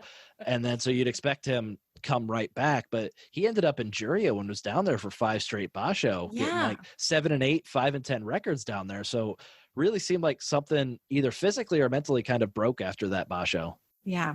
Well, I'm hoping he'll turn it around. Mm-hmm. If that broke him, he's a very sensitive boy. Yeah. Mm-hmm. Too many leg trips. Yeah. The leg trips got him. But It's he's like young. He's young. And, Koto Nawaka comes from like this major family of sumo wrestlers where you're big lineage surrounded by the mentality of like, you will do this and you will not complain and you will not get injured. And if you're injured, you will continue to fight till you die. And I don't know if Koto Shoho comes from that. I don't think he comes from that background, right? Or maybe he has an uncle. I can't remember. They all have an uncle. I'm not sure. They all have an uncle. Uncle, a gay Mm-hmm. uncle, or a sumo uncle. It's either. Either or. All right. As we pull up his Wikipedia. Exactly. Yeah, I'm trying to see if it says anything. I'm not seeing anything immediately. Flarek, you look a little closer while I talk about a couple Rikishi below the rank of Maegashira 14. Oh No Show was one that I wanted to bring up. I think for that broken rib. See, that's the thing. If that rib is healed, he can do some major damage this basho. I feel like he should be ranked far higher than Maegashira 15. So we'll see if that broken rib is still bothering him. If it's healed, we could see something like when Abi made his comeback and he got 12-3 because he was just fighting people that were below his grade. But a no-show can have a lot of momentum, but you've seen him when it's been like the oh no show. Yeah. He has a lot of volatility in his sumo and particularly his balance. Yeah. He's Takakeisho light. Is the way I see it. Yeah. It's going to be real interesting to see how he died at Takakeisho. Yeah. That's funny. I'm real interested to see. It's funny or she's drunk because her nose is running. Oh, okay. Oh, that gin and tonic is very gone. There you go. It's funny, Laura, but I didn't know if it was like that funny, but maybe it is. I don't know. I thought it was that funny. Okay. I think it's not funny. You're right. You're ruthless. I know. You are very funny. But yeah, I will be very curious to see if Onosho is healthy, will he compete like somebody who deserves to be far higher, or will he just end up with a 9-6? Yeah. I think this basho could tell a lot about Onosho and his future, because he's still fairly young as well. He's 25, 26. He's only 26 years old. Yeah. He's younger than Wakamoto Haru still. So he's got a lot of time to develop. I think he's going to do well here, because that's really low. M15. Yeah. I mean, he'll crush some of these guys. Even injured, he ought to be able to do pretty good. It'll be good for his confidence. Absolutely. And then let's talk real quick about the Ozeki in the room, the Ozeki elephant in the room, as Asanoyama is making his return to sumo. Asanoyama will be so it took me a second, but I'm with you. We get some Google voicemails, and one of our voicemail that like translates everything that the person said. It puts a transcript up there. And one time somebody said Asanoyama in their voicemail that they left us. The transcript said Awesome Yamaka, because it doesn't know what to do with Asanoyama. Right. And so Awesome Yamaka has been his nickname for us for a while. It's good. It's good. And just as good to as see a really awesome Yamaka is also nice after a while. So after serving a 6 basho suspension, former Ozeki Asanoyama will be back in the ring at Sandanme 22. He better wipe the floor with everybody down there. If he picks up one loss, I think that's gonna be a major upset. He wasn't sent down there because he's recovering from an injury. He should be fully healthy, fully rested. He should steamroll his way back to Juryo for the start of next year. Otherwise, I think that's just going to be a major disappointment for him. So just for me too. Fascinating though if he shows up with like full beard and a huge gut and hasn't worked out in over a year. Just kind of gave up on everything. He still comes back. That's the ultimate Hollywood story. We were joking last, I think, podcast saying like he comes back, but he's like super skinny and muscular. That would be awesome too. Like, he let himself go. Look how skinny he is. I love the beard though. Yeah. You know, that would be amazing. The Kiribayama photo that went around with him with a full beard? I'd love to see him with a full beard. I have missed this. I'll have to check that out. It's pretty amazing. I don't know if it's photoshopped or if it's real. But we don't know, but I hope it's real. Yeah. All for facial hair. I am going to sign up, though, to watch as much Asanoyama pummeling the men of Sandanme. I am signing up for that. I wish them all very well, but it's a little bit like going to possibly be a blood battle. But you know what? Hey, that's sumo. So it'll be a fun little sideshow 7 days of the week to just see what Asanoyama does with these younger guys. Like 16-year-old who's like, wouldn't it be shocking if he ends up with like a 3-4 record? I mean, I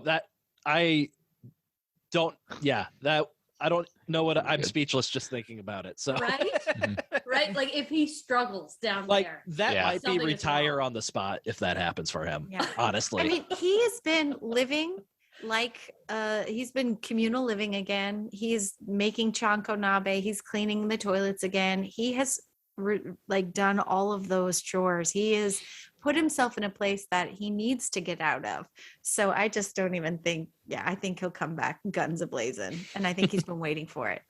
That's what I want to happen. How long till we see him in Maka in the top division? So you are drunk. You are drunk. I'm not. You didn't even know it's Makauchi. No, I did. You're like, know. How I just got stuck much in there. Until he gets to be a Mako. Stop. Maku. A Mako.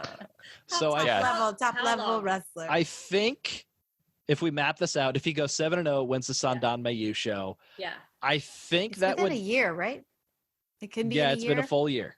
So I think that would get him up to. I think that would get him to Makushita 15. I don't know if that would get him up there. If it gets him to Makushita 15 and he wins the Makushita Yu show, that should be enough to get him to Juryo. If a Sandanme Yu show doesn't quite get him up to Makushita 15, he'll need to win 2 straight Makushita Yu shows to get up to Juryo. So we're thinking that should be pretty easy for Asanoyama. It should be. Abi was able to win like 2 straight Makushita Yusho Ryuden was able to go down there when I think he went 13-1 when he was down in Makushita after his suspension. This should be child's play for Asanoyama. So I think we can safely assume 3 basho get up to Juryo.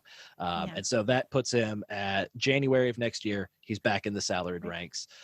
If he's Ozeki Asanoyama, 2 basho down in Juryo should get him back up to Makuuchi. So I think best case scenario, we could slingshot him back up to Makuuchi by May or July of next year. Yeah. That's what I've heard. Best case scenario is about a year. Yeah. But hey, he'll be in Juryo and that'll be close enough and we'll be able to enjoy that. And so he's already 28 years old. By the time we're looking at him getting back in the top division, he's 29 years old. Ancient. And I mean, that's about how old Terunofuji was when he made his comeback from injury. So I know, old. It's not to say it's impossible for Asanoyama to get back to Ozeki, but I mean, it's hard to say 29 years old is so old, but it makes it more difficult, definitely, to see him reaching the heights that he used to. So we're going to take a quick break, and when we get back, we're going to figure out our prediction series and how Leslie and Laurie will play into all of this. So we will be right back.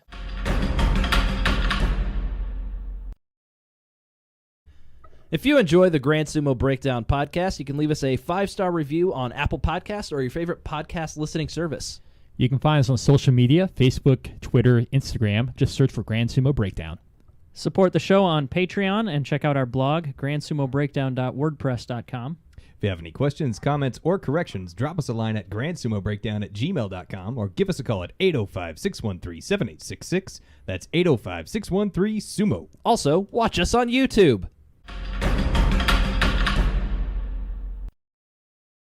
All right, so before we jump into our Champ Chump prediction series, just a quick... You really jumped back, didn't you? I told you, no break. Okay, let's go.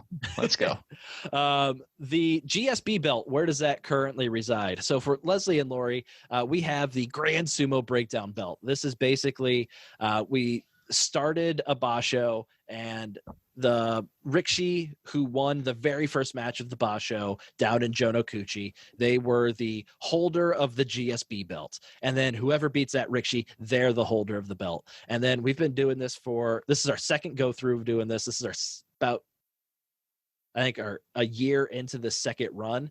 And so it's made it all the way up to Juryo. Just whoever beat the last guy, they are now the holder of the belt. And so the current holder of the belt is currently ranked Juryo 13 East, Oshoma. He won the Makushita Yusho last time. He's a guy, this will only be his 4th or 5th basho. It'll just be his 5th basho overall as he debuted in Makushita. So Oshoma, this is a guy that is a prospect for big things to come, and he is your current GSB belt holder. So we will track to see how quickly that belt can get up to the top rank in all of sumo wrestling. Does he have qualities of Oho and Chiyoshoma together?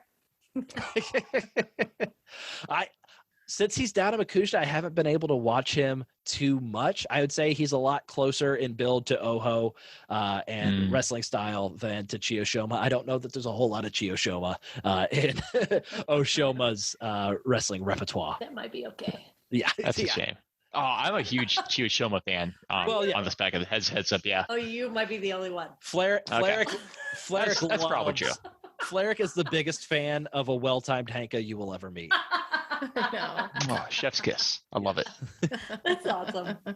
So let's get to our prediction series. So Leslie and Laurie, don't know if you know how our prediction series works all that much, but basically each of the 4 of us will select a champ, a Rikishi that we think is going to do really good. We'll score a point for every win that they get during the basho, and you'll get bonus points if they get a special prize, if they get a Kimboshi, if they win a Junior show or a U show. So you want to try to find somebody that you think is going to do the best. Then we also have a chump.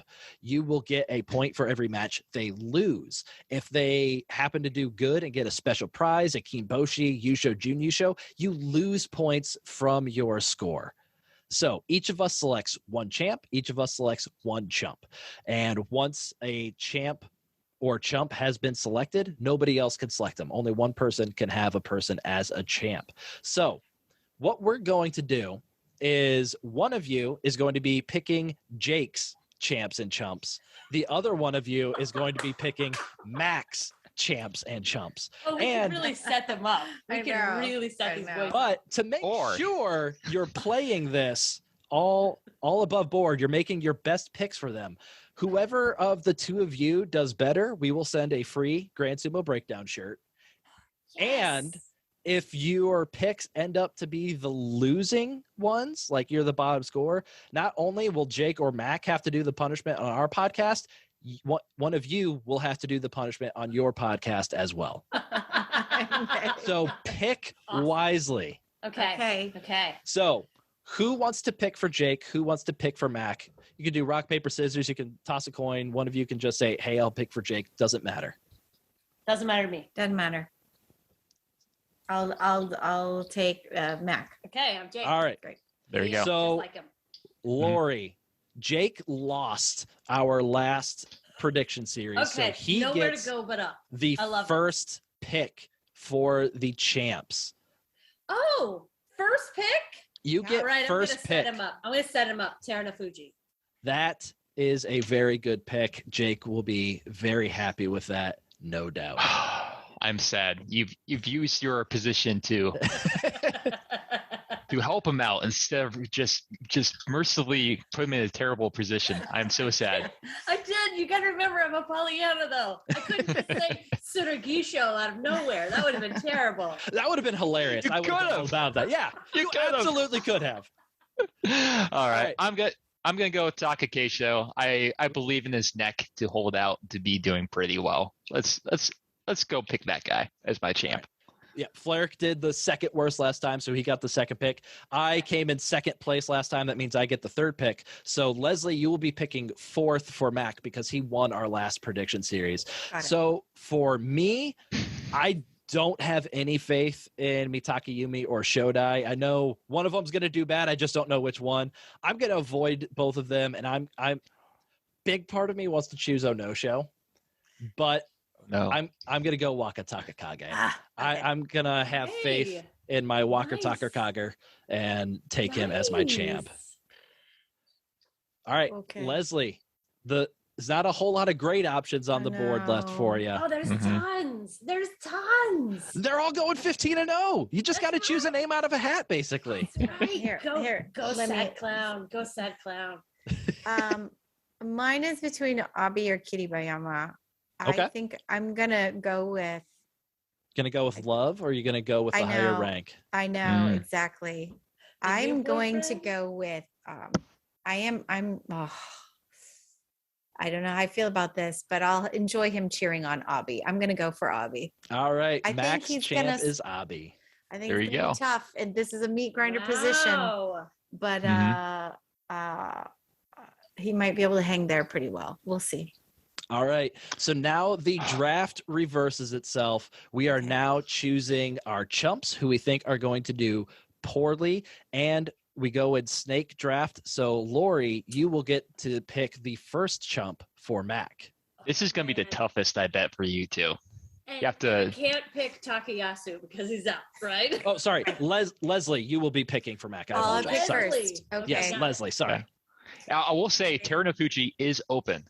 He might not do well, question mark? Yeah. If somebody has picked somebody for the champ, they are still wide open for your chump pick. So if you want to choose Terunofuji as your chump, you absolutely can. Or Shodai. Or Shodai. I mean, like, I know that's like the most logical thing, but here's what I'm going to do, and you ain't going to like it. And I know this is a little bit rando, but I think Tochinoshin. Oh, not Tochinoshin. Yeah. Not the father of baby Anastasia. That's the father of a knife out. I mean, he's sitting at 8. Y'all, he's very injured. Yeah. Let's not forget that. Yeah. We talk. He's at last basho, but he is basically needing to be wheeled up there at this point. Yeah. He's pretty injured. Yeah. We joke about Terunofuji's knees, and Tochinoshin is much worse shape. Yeah.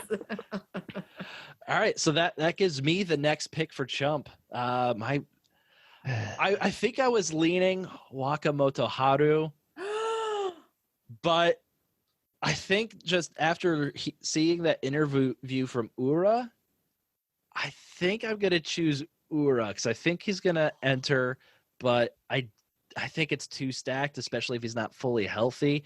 I'm gonna go with Ura as my Chump, which is tough because everybody loves Ura, but I came here to win, not make friends. Right. Okay. Yeah, I'm in a tough spot because I have no idea. Hey, at least you're not Laurie. Laurie thinks everybody's going to go undefeated. How is she going to choose? At least my decision will be easy then. Yeah. I just pick anyone. Yeah. I don't know. I might just go with you on the grumble as I talk to myself. Wakamoto Haru, sure. I'll go with that guy.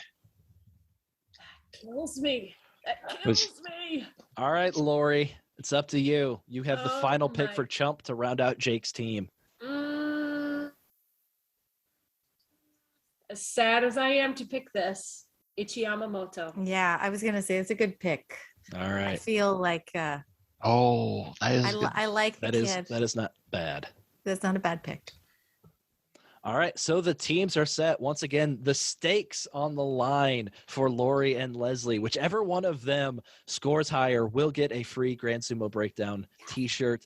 And if one of them chose the losing team, they will have to do the punishment alongside Mac or Jake. So now we have to decide the punishment. We are going to leave that up to Leslie and Laurie, we think. So kind of the punishments that we typically do, we sing sumo parody songs. You know all about the sumo erotica. We like to shoot each other with Nerf guns. We like to make the other guy rewrite a movie scene and do it as like a sumo movie scene. Or you can come up with something on your own. The choice is yours. What do you want to have the punishment be? Oh, that sumo erotica was something to behold. I know. I was like, what if it's like a telenovela, like it's a sumo soap opera? Sumo soap opera scene. Okay. A musical one, like they a have to sing musical it. soap opera scene. Like a maybe that one of the Tonys they were in June. I was like a Tony Award-winning sumo musical number. Oh, I like because we're musical. And so, but we're not. Yeah, we could do a parody. We could make a song parody, but make it a parody of a musical song. We cannot create our own musical number from scratch, but we can absolutely write a parody to a musical song. Out there, yeah. Right. So if you want us to sing something from Hairspray or Hamilton, we'll write a sumo parody to a musical song. I like this. I like it. That's smart. All right. Oh gosh. Yeah, You're gonna win. You're gonna win. You're gonna be fine. Yeah. Sumo musical parody. I really hope Leslie or Laurie loses this so we can see their version as well as our version, and we can compare and see who does best. God. So all right, Takakeisho. Lots riding on you. Let's do well.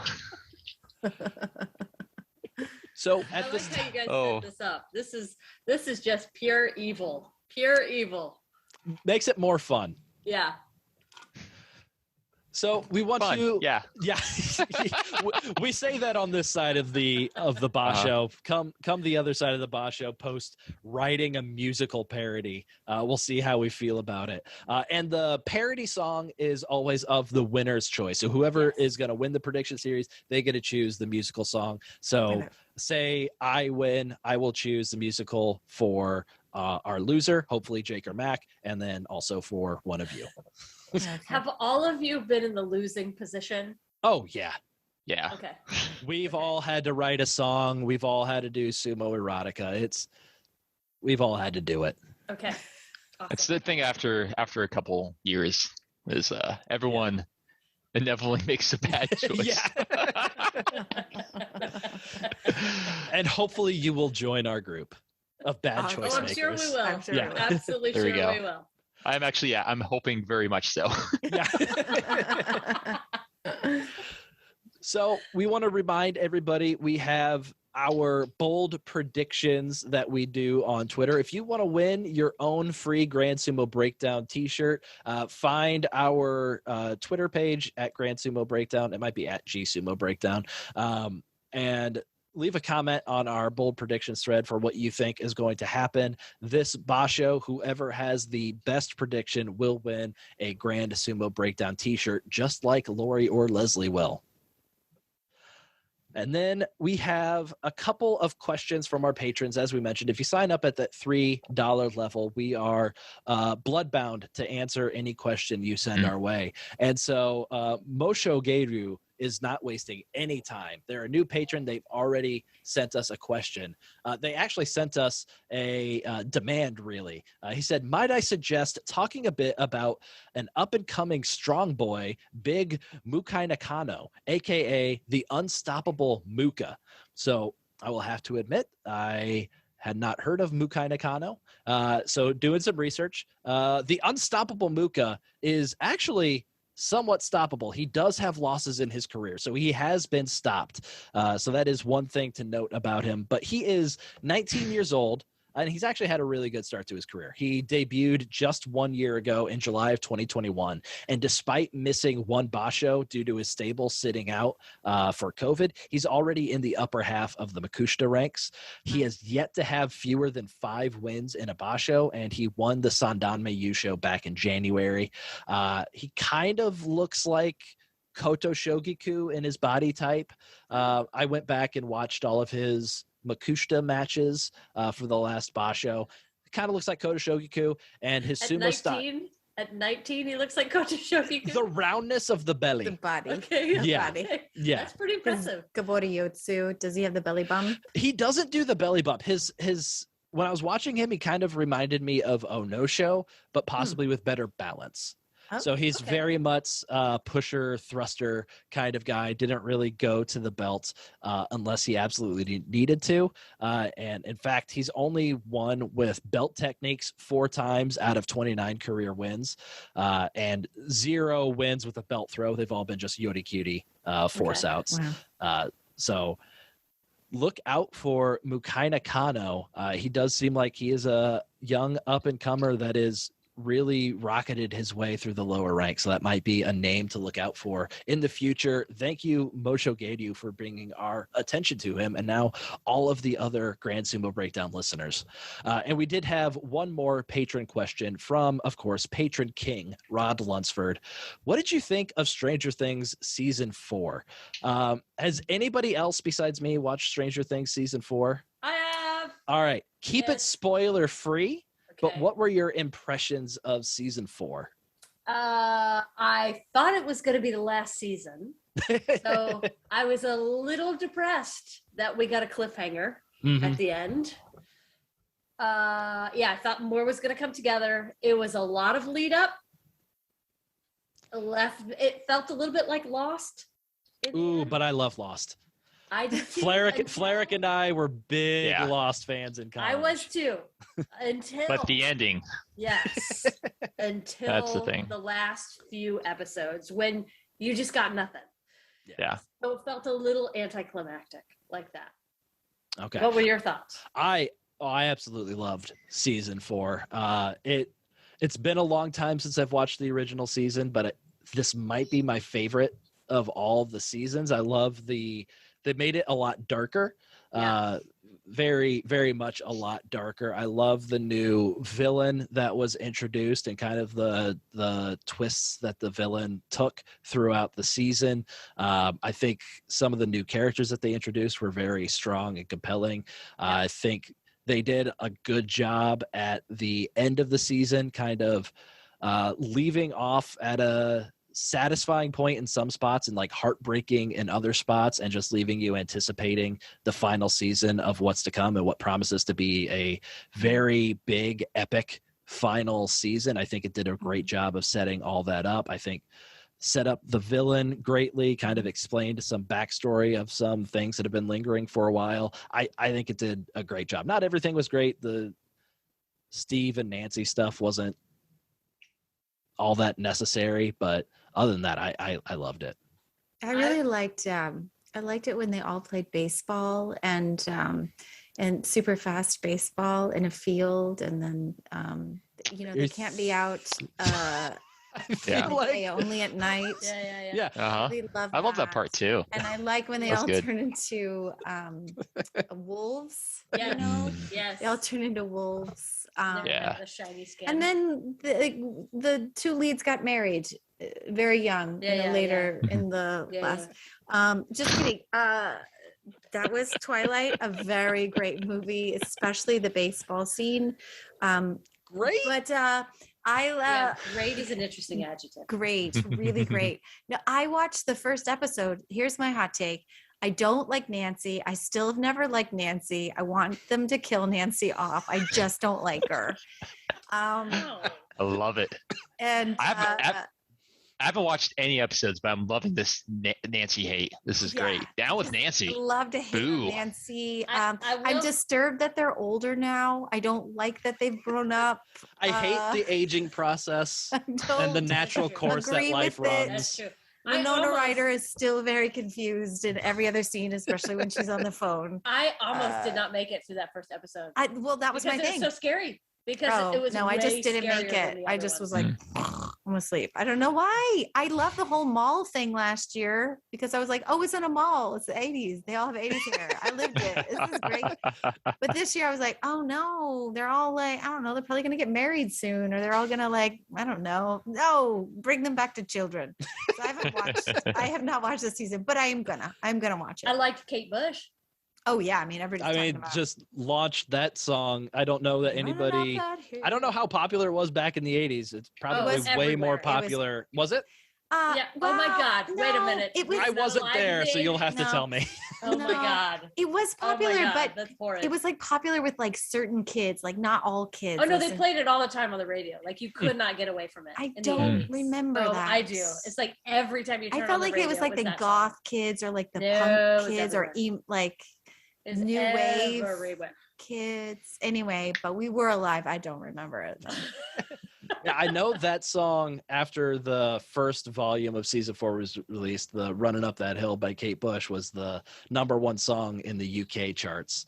Yeah, that's the thing. It was in the UK. It wasn't for me. It wasn't. I wonder if she's a British artist. I think so. You know, she owns all of the rights to all of her music. Ooh, good for her. She maintained all of those. She is one of the wealthiest, especially because of that. They brought Journey back. They brought what back? Journey back. I was excited to hear that one. Journey. That rendition of "Separate Ways" at the end of episode 8 was "Separate Ways" is the greatest song, especially from that album. I'm fully with you. "Separate Ways" is the best song by Journey. "Don't Stop Believin'" is the one that people always will refer to. I will say "Separate Ways" is the right answer. Yeah, "Open Arms" is. As somebody who knows 4 songs by Journey, "Separate Ways" is the best song by Journey. It might be Sherry. Sherry's pretty damn good. That's not one of the 4. That's not one of the 4. No, I know. But that's not Journey. That's a solo album. That's Steve Perry. That is Steve Perry as a solo artist. All right. "Open Arms" is a power ballad that everybody knows. That's also a good one. That's true. You know, that one's good. Can't deny that.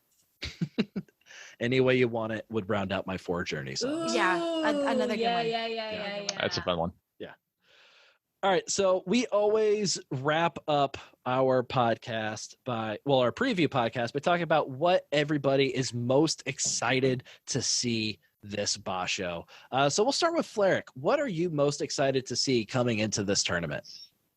I am all eyes on Wakatakakage, I think. I think of all of them, he has probably the most hype. I think he really wants it, as I think people have talked about. So I am very curious whether or not he can pull it off.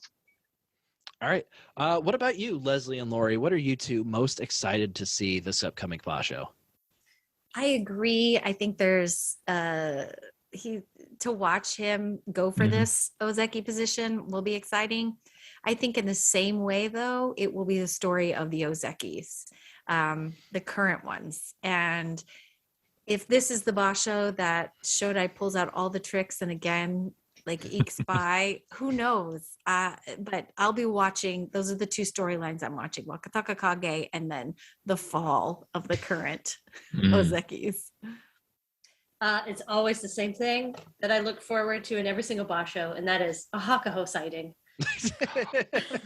Always. When will Nagaki Oyakata show his face? That's right. Yeah. Well, they're a lot more rare than they used to be. They are, unfortunately. But if you're watching commercials for Kirin Beer, he just made one. And he's looking really? very good. Yes, he looks very good. And he's like, Oishidas. And he drinks.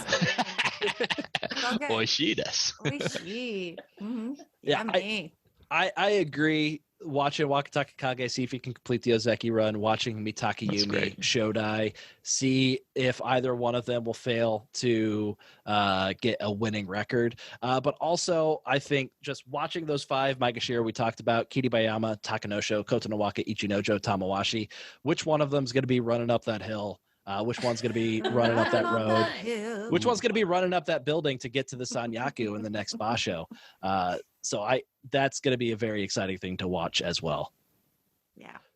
So this Nagoya basho starts this upcoming Sunday, just 5 days from when we're recording this, probably 4 or 3 days from when you're listening to this, on Sunday, July 10th. Sumo Kaboom, tell everybody where they can find your stuff. Tell them about your podcast. Tell them about your bingo contest. Tell them everything you want them to know. Oh, you can find us on all of your platforms and however you listen to podcasts. We are at Sumo Kaboom, and we are 2 sisters living in Texas, and we are in our parents' closet recording every week. We usually we're so cool. I know, we're very cool, grown women living at home. But we release every Wednesday new episode, and we approach sumo as we love it. We're fans of the wrestlers. We also talk pop culture and all kinds of stuff about the world surrounding the wrestlers, but we definitely break down during the basho each day. You gotta send us a check every time you use the word breakdown. You got it. Oh, you got it. You got it. Yeah. We gotta be We careful about that. also run a completely free bingo game, and it's Sumo Bingo. So you're trying to get a Kachikoshi bingo or a Makikoshi bingo. And we always have awesome prizes from Big Sumo Fan. They always donate prizes, really awesome prizes. And then we also have other fans that listen to us and send in their cool memorabilia and vintage stuff or make us things. We have sumo eye masks. And we have sumo pot holders. Always my jar of jam. I make all kinds of jam. I can vouch for it. I was the winner of the first Sumo Kaboom bingo tournament, and it was very good jam. Thank you. We send prizes all over the world. So it's completely free to play. So you can always just find us at SumoKaboom.com, see all of our episodes there, our show notes, who we are, all that kind of stuff. And hopefully, and follow us on Instagram and Twitter and all that kind of stuff too. Yep. And you guys release an episode every Wednesday, I believe. Yeah. So Wednesday. They're working a lot more between the bashos than even we are. We show up for the bashos and for the Bonskes. Jake and Mak are doing their thing with all the amateur stuff. But Flerick and I, we only show up for the bashos. These two are working harder than we are. There's only so many hours in the day. You just do what you can. Yeah. That's right. So we have reached the end of the podcast, Leslie and Laurie. We greatly appreciated you two joining us. It was fantastic to have you guys come and break down the Nagoya basho. We definitely need to have you back here again. It was a fantastic time. Absolutely. Yeah. We had a blast. Yeah. We need to continue these trades because these are fun. Yeah. And so we've been struggling to find a way to close out this podcast for the entire time that we've done this podcast. Like you guys have like your sign off you do every time. We have no idea what we're doing. Jake and I found something that we kind of liked in the last Bonske episode that we did. So we're gonna go with that this time as well. Once I find the stop recording button, here we go. So thank you for listening. We don't deserve it. Thank you for listening to Grand Sumo Breakdown. Until next time, Throw your salt high. And keep moving forward.